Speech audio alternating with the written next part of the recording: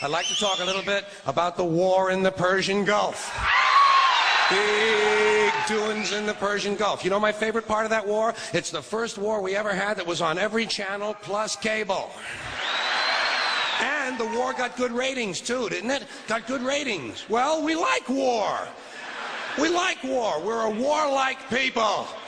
We like war because we're good at it. And you know why we're good at it? Because we get a lot of practice.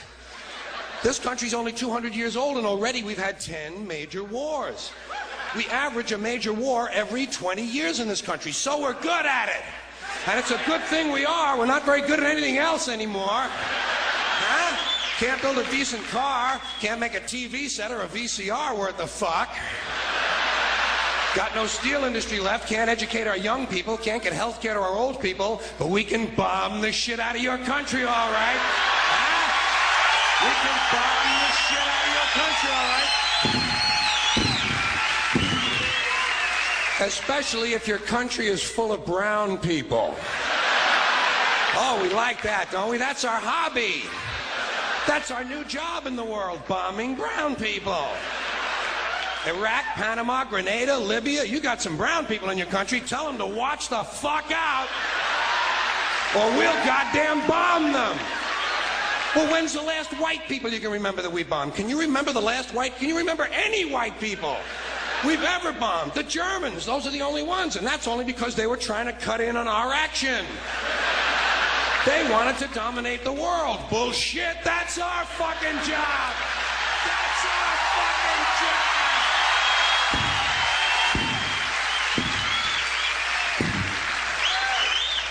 Now we only bomb brown people. Not because they're trying to cut in on our action, just because they're brown.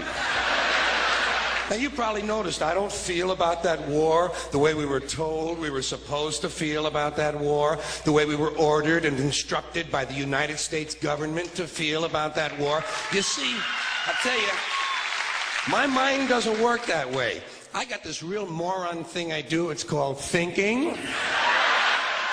And I'm not a very good American because I like to form my own opinions.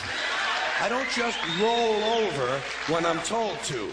Sad to say, most Americans just roll over on command. Not me.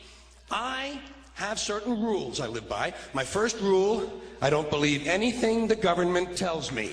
Nothing. Zero. Nope.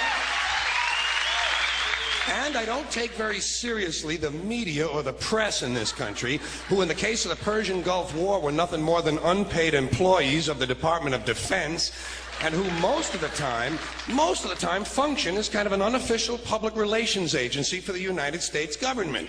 So I don't listen to them, I don't really believe in my country, and I gotta tell you folks, I don't get all choked up about yellow ribbons and American flags. I consider them to be symbols, and I leave symbols to the symbol-minded. Me, I look at war a little bit differently. To me, war is a lot of prick-waving, okay? Simple thing, that's all it is. War is a whole lot of men standing out in the field waving their pricks at one another. Men are insecure about the size of their dicks, and so they have to kill one another over the idea.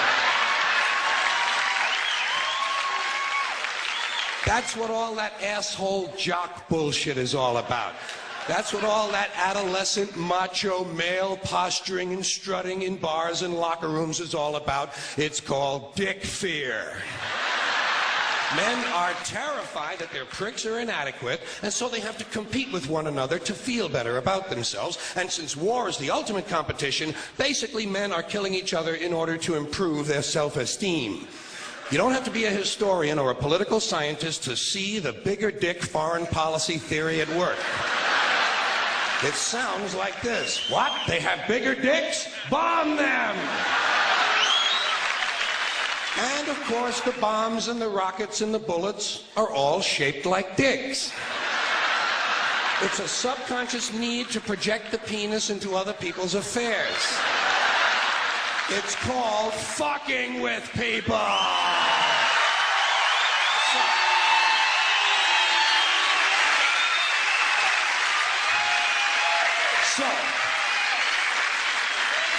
As far as I'm concerned, that whole thing in the Persian Gulf was nothing more than a big prick-waving dick fight.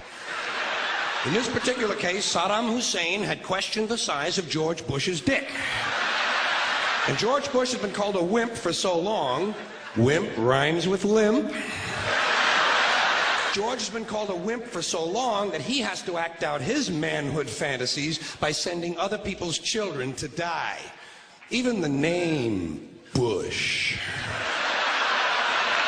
Even the name Bush is related to the genitals without being the genitals. A bush is a sort of passive secondary sex characteristic. Now, if this man's name had been George Boner, well, he might have felt a little bit better about himself and we wouldn't have had any trouble over there in the first place. This whole country has a manhood problem. Big manhood problem in the USA. You can tell from the language we use. Language always gives you away. What did we do wrong in Vietnam? We pulled out.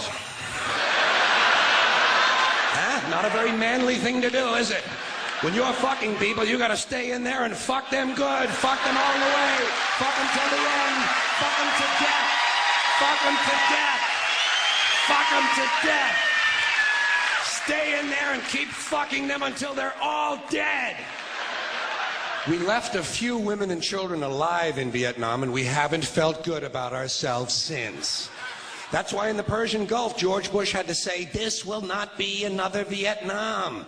He actually used these words. He said, "This time we're going all the way." Imagine an American president using the sexual slang of a 13-year-old to describe his foreign policy.